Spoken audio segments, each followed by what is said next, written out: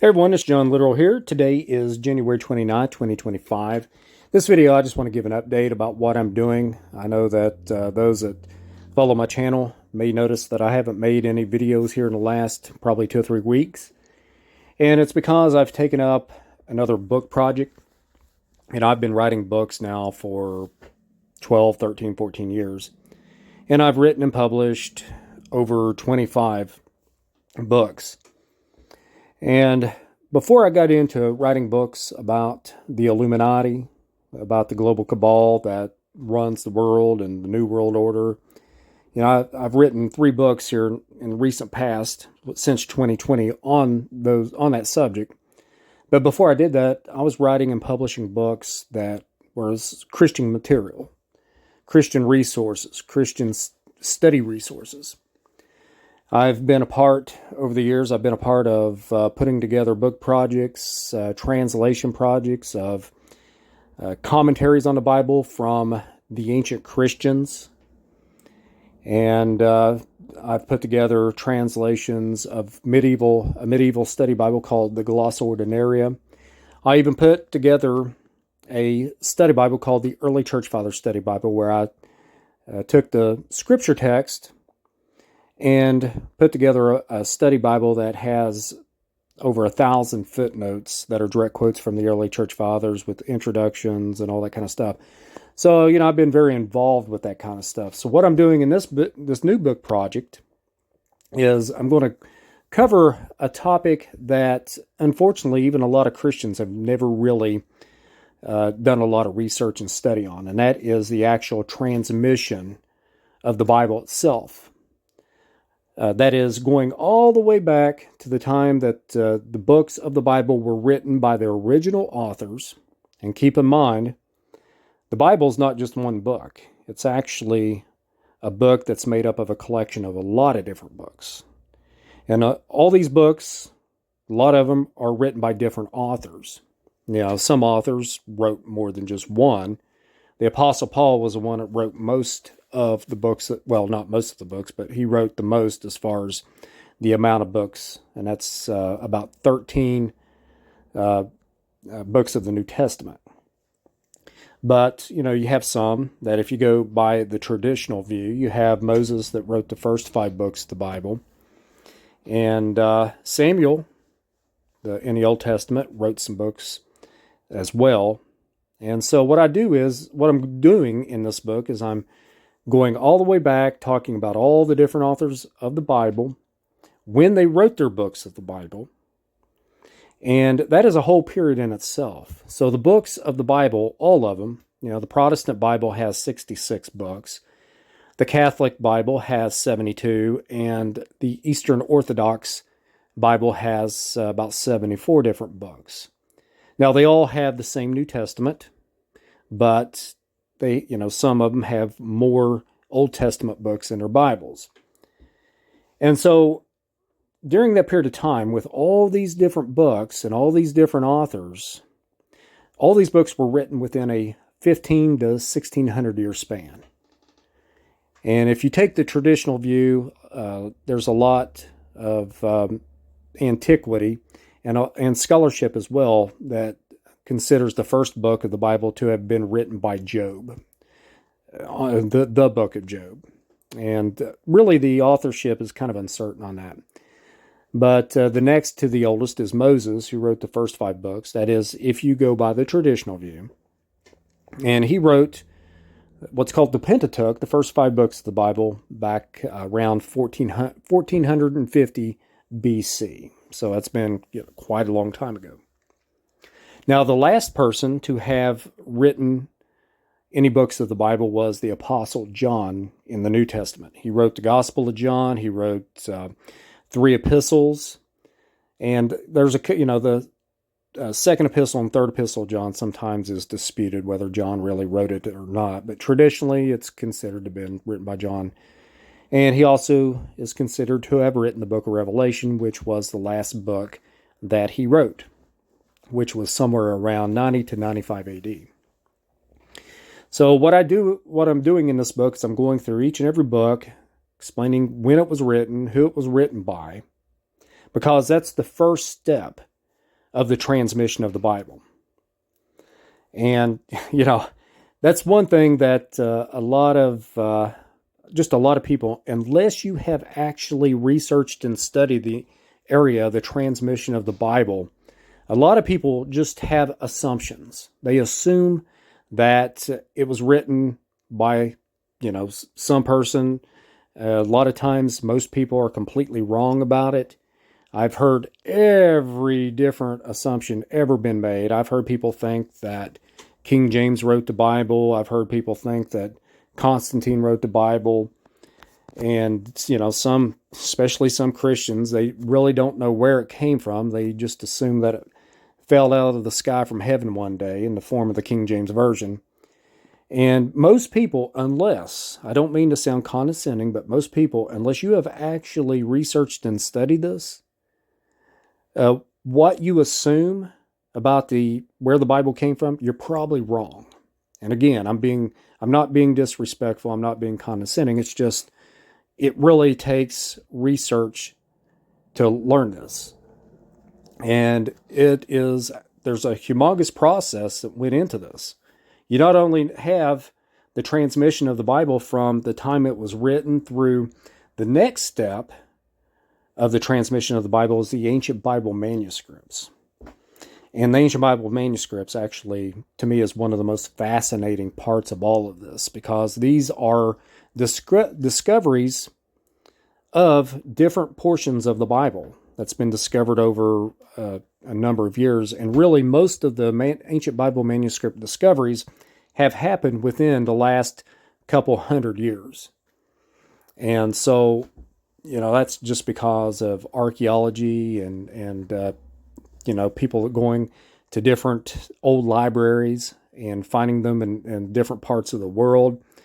They've, found them in caves, just like the Dead Sea Scrolls. That's one of my favorite topics of the transmission of the Bible is the discovery of the Dead Sea Scrolls. I've actually done a lot of research on that over the years, and I've studied one of the Greek manuscripts that come from the Dead Sea Scrolls, and that was from a place called Nahal Hever, and it is fragments, and a lot of fragments, of the Greek version of the Minor Prophets found in the Old Testament.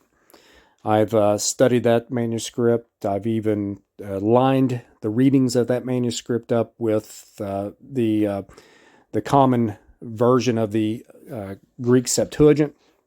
It is that Dead Sea Scroll is actually a Septuagint version that was actually corrected. It has it's very fascinating. It's got the Tetragrammaton in it, where they take the different places where it says Kurios, which means Lord, and changes the Greek script on that word into the Hebrew of Yahweh.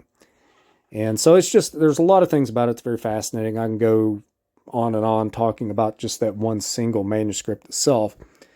But the Dead Sea Scrolls, some of the manuscripts go back to nearly 300 BC. And these are ancient copies of different portions of the Old Testament. Just about every book in the Old Testament, even what some people consider the Apocrypha, just about every single book has been found in the Dead Sea Scrolls, at least fragments of it, portions of it. And there's a couple books that was not found among the Dead Sea Scrolls. But anyway, in this book, I'm going to talk about the Dead Sea Scrolls because those are some of the oldest manuscripts. There's even a very ancient scroll called the Ketef Hinnom scrolls. And it's these silver little scrolls that were basically amulets that had a portion of the book of Numbers on it. And it has Numbers, the book of Numbers, chapter 6, verses 24 through 26.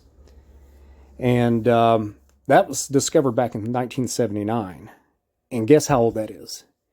It was made probably around 600 BC. So that's a very ancient witness to at least part of the books of the Bible. Then I'll be talking about not only the Old Testament, the manuscripts, the different versions.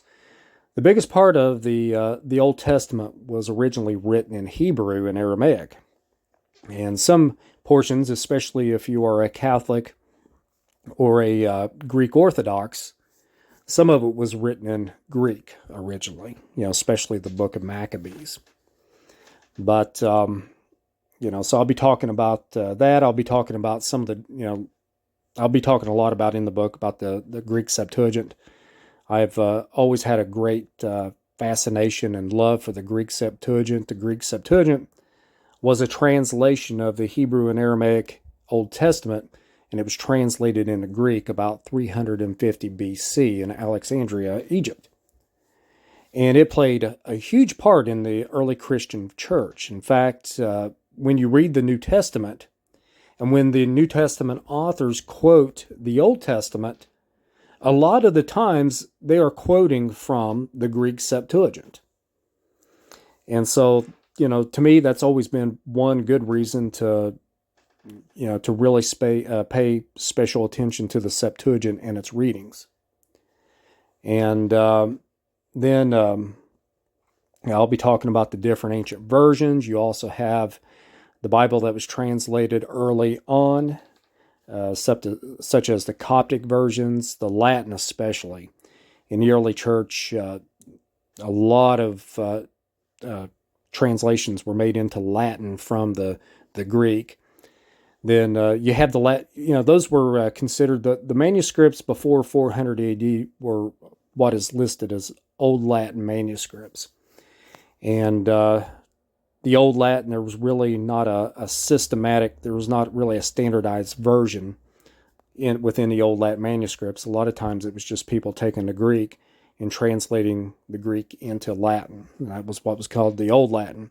Then you have a version that came out in around 400 AD by an early Christian scholar by the name of Jerome of Stridon. And he translated the whole Bible into Latin. That's what we call the Latin Vulgate. And so he actually translated the Old Testament from an ancient Hebrew and Aramaic version. And, he used the Greek Septuagint. The early Christian church around his time and even before, their main version of the Old Testament was the Greek Septuagint. But he actually learned Hebrew and Aramaic and translated the Old Testament into Latin. And he also did that with the Greek New Testament. So I'll be talking a lot about that in the book, all these different versions. You also have a dialect of Aramaic called Syriac. And there are early translations of the Bible that was translated into Syriac. And you also, just like you have the Old Latin versions of the Bible, and then you had the Latin Vulgate. Well, Syriac was kind of similar. There was a lot of different early translations into Syriac, but the early church had a version that became the most common version used for the Syriac church, and that was called the Syriac Peshitta.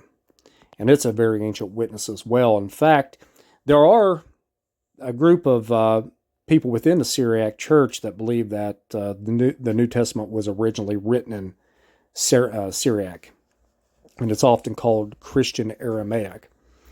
And they make pretty good arguments. I think most of it was probably written in Greek.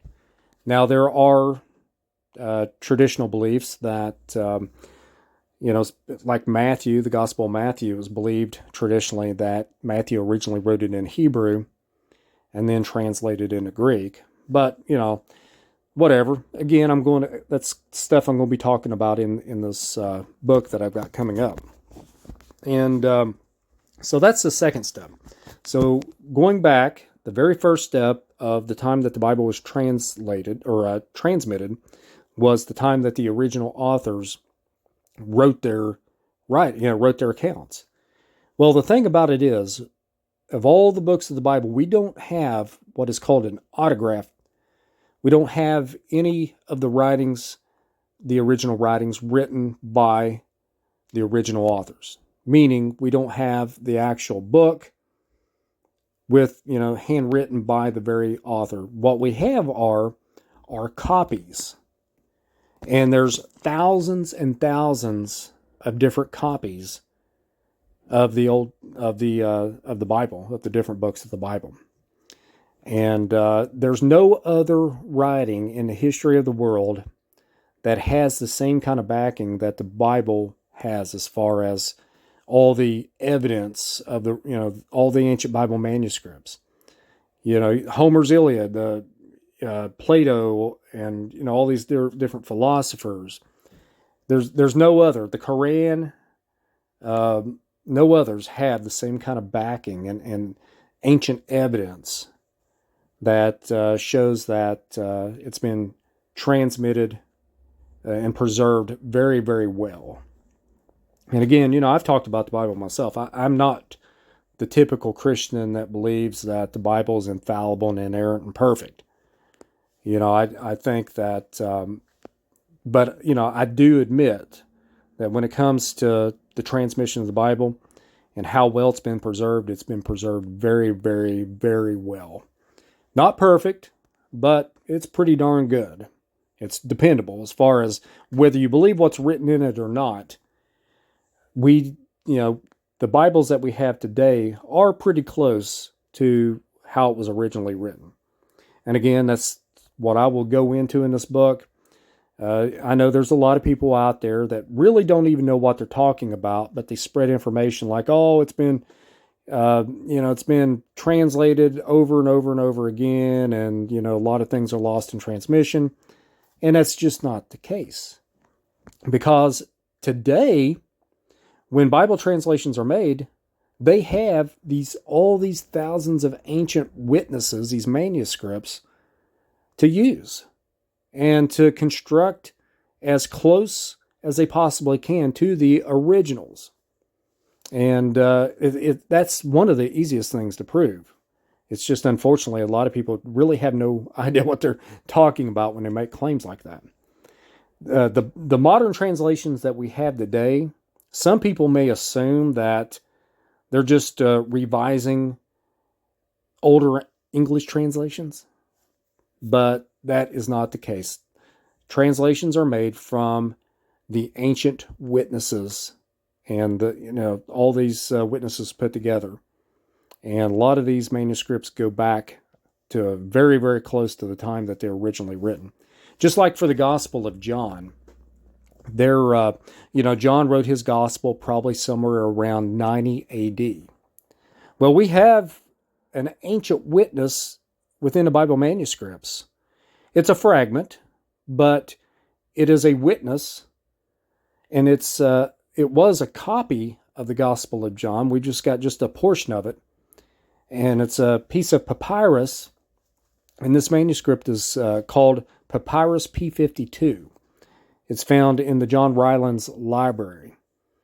And this manuscript is so old that when they date it, it is possibly between 100 to 150 AD, which means that it's quite possible that this fragment was copied maybe 10 years after the time John wrote the Gospel of John. So there are really good witnesses to that can be weighed, and the Bible can be constructed from these manuscripts that shows just over a period of time how well it's been preserved. Then, okay, I've gone over the two steps. The time that it was written, the autographs, the original writings from the authors themselves. Then I've just now talked a little bit about the ancient Bible manuscripts. The third step within the transmission of the Bible is the standardization for the Old Testament, Hebrew editions, Hebrew and Aramaic editions. That's when, just within the transmission of the Bible, that's when they standardized the Old Testament and made an Old Testament text that translators translate from. Then they did the same thing for the New Testament, the standardization of the New Testament Greek editions. So you can buy a Greek New Testament, And a lot of these Greek New Testaments, they have an awesome textual critic variant readings and stuff that show you all the different manuscripts with the variant readings. And so, and that's what translators use. Modern day translators, when they're translating the Bible, they're not taking the ancient Bible manuscripts themselves and translating from it. They're taking these versions, these standardized versions that whoever put these additions together, like the Hebrew and Aramaic Old Testament, and also the Greek New Testament, those are the ones that weighed all the different manuscripts to construct the Hebrew and Aramaic and Greek versions to be as close to the original as possible. That's what modern day Bible translators translate from. So that's the third step. Then the last step, of course, are the Bibles that we have, the translations into modern languages. And so that's what I'm going to be going over. And not only am I going to go over that, I'm going to go over the how the books were decided upon. It's called the canonization of the Bible. And I'll go through that. I've talked about that some in some of my videos. And, I've written about that in my recent book called Confessions of a Free-Thinking Christian. I go into how the Bible, the canonization process and stuff, but I'll go into it even in more detail in this book that I'm writing. And so the reason I'm doing this is because, it's just because a lot of people really don't know where it came from. There's so much misinformation. There's so many people out there that assume certain things about it. Even in church, people have gone to church for, their whole lives, but they've never really even asked the question about where the Bible even come from. And I became a Christian back in 1996, and I started researching and studying the Bible. I got very interested in it. And I've always been my brain's just wired in a certain way to where, and especially if I take something very serious, just like a faith in God, I want to know as much about it as I can. I want to ask the hardest questions I can possibly ask. And there's a lot of things I want to learn that, some people may not be inclined to even want to know about it. But to me, it's very interesting. And so one of the first things I started running into was I remember I got a New International Version. It's an modern English translation of the Bible. And I just read the introduction, and it talked about all the different sources that they translated from. The different versions that they consulted. I remember them talking about not only did they use the Hebrew Masoretic text, that is what commonly, unfortunately, has been the most common Hebrew version of the Old Testament to translate from. But they also did consult the Greek Septuagint and the Latin Vulgate and the Syriac. And so I remember, to me, I was fascinated. I was like, wow. And that's when I began studying about the ancient Bible manuscripts. And I remember very early on running into people who were, King James only Christians that, they thought they feel that the King James Version is the only translation that should be used. And, some of them think that any other version's evil. And to me, that just didn't make any sense. Their arguments were never convincing to me. And so that even motivated me more to study the ancient Bible manuscripts. And then eventually I studied Greek because I wanted to actually be able to consult. I didn't want to, just limit myself to consulting the Greek New Testament editions and the Hebrew and Aramaic editions. I wanted to actually go to the ancient witnesses themselves and consult those myself. And that's what motivated me to study Greek, and also studied Latin, and I studied Hebrew and barely scratched the surface on Syriac. But that's how motivated I was, because I didn't want to just limit myself to other people's choices that were made, as far as, whether it's an English translation, or even limit myself to just the additions, because there's different versions of the Greek New Testament. You have what's called the critical text. You have what's called the Textus Receptus. That was the Greek New Testament that the King James Version translators used. You also had the Latin Vulgate that the Catholic Church for a lot of years used. And so, I wanted to actually go back and check the ancient witnesses themselves. And so that's how serious I got into all this kind of stuff years ago. And then it wasn't long after that, I started asking the question, okay, where'd the Bible, I realized that you not only had the books of the Bible, but there were also other books that were used, and some of the ancient Christians considered them scripture too. Like with the New Testament, there's some that considered the letter written by Clement of Rome, who was an apostolic father. He lived and he worked right along with the apostles themselves, and he wrote a letter. And there's another one, the Shepherd of Hermas, and I've talked about this in one of my recent videos. I went through all the different books that the early Christians, some of them thought were scripture, but eventually were not placed in the Canon of Scripture in the Bible. So that I started studying that and realized how all the process of what led them to pick what books were to be in a Bible. And so, these are hard questions that most people in a congregation usually don't ask. And, I was one of those that, for some reason, my brain was wired that way, and I was drawn to asking those things, and I was drawn to research, and I still research this stuff. I still research the ancient Bible manuscripts. To me, I know there's a lot of people that like a certain a certain manuscript family.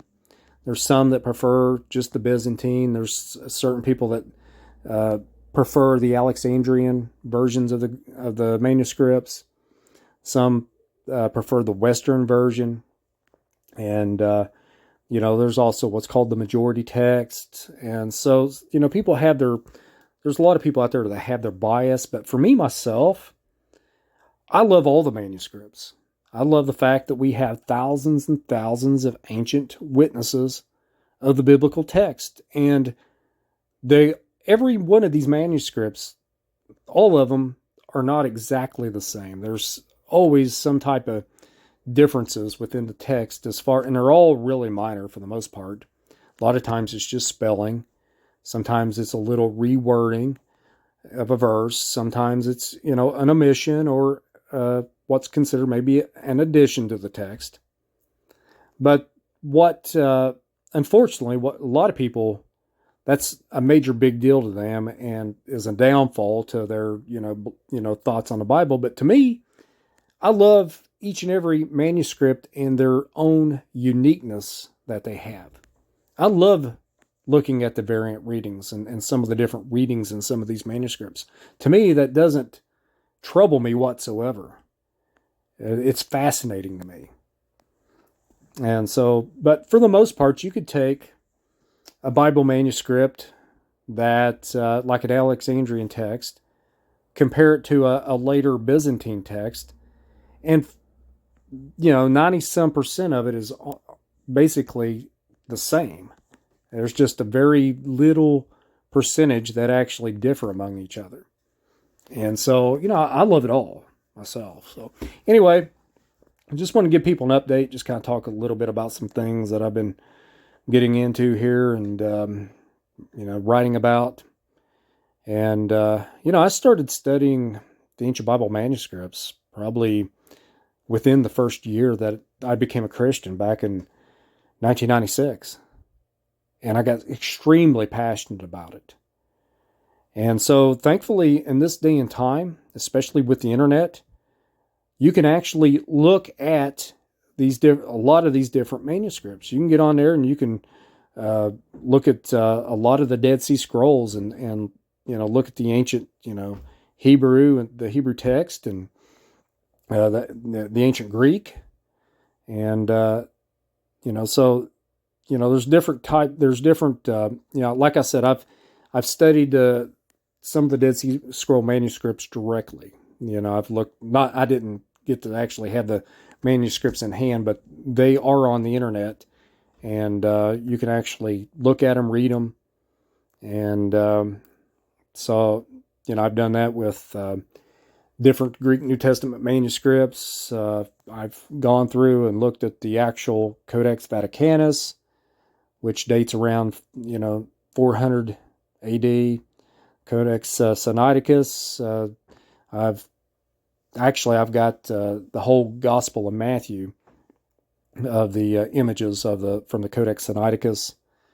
The Alexandrinus, which dates to the 5th century. And did I say that?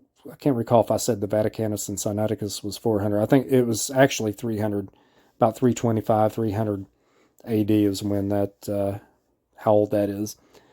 The Alexandrinus, which is one of the first. I think Sinaiticus may be older than Vaticanus, but both of them are quite around the same time. They are actually the first full copies of the Old and New Testament, and it's all in Greek. Alexandrinus is just not quite as old as them. It's a 5th century, and it's a full copy of the Old New Testament as well. And there's different. I've studied Codex Bezae, which is to me, I love that manuscript because it's of the Gospels, and what makes it so unique is one page, the page on the left, is the Greek, and the facing page is Latin, and so you have a manuscript that's around a 5th century manuscript that you have the Greek and the Latin side by side, and so then I've studied that manuscript as well and others, and I've studied another manuscript, P67, which is a Septuagint version of the book of Daniel, and it's actually original Septuagint that the Septuagint translators translated. When you look at the common version of the Greek Septuagint today, the Septuagint is the old Greek Old Testament was translated from the Hebrew and Aramaic into Greek, and so they did the whole Bible. But for some reason, early Christians end up using another Greek translation of the book of Daniel, and it was a translation done by Theodotion, who was an early translator of the Old Testament. And so they, the early church adopted that. So when you look at a Greek Septuagint today, and you turn to the book of Daniel, that's actually Theodotion's. But the original Septuagint, for some reason, and the original Septuagint version of the book of Daniel is significantly different than Theodotion's and even the Hebrew version. And so, very interesting. Again, I can go into that. I don't want to just throw a bunch of stuff out there and confuse people. But just want to demonstrate that, yeah, I've been around the block when it comes to all this kind of stuff. And so I'm really enjoying, because I've never written a book, on all this stuff specifically. So all this stuff that I've been interested in for nearly 30 years, I finally actually writing about it. So quite excited about it. So anyway, I'll go ahead and end the video here. I appreciate you all. Take care. Have a good day.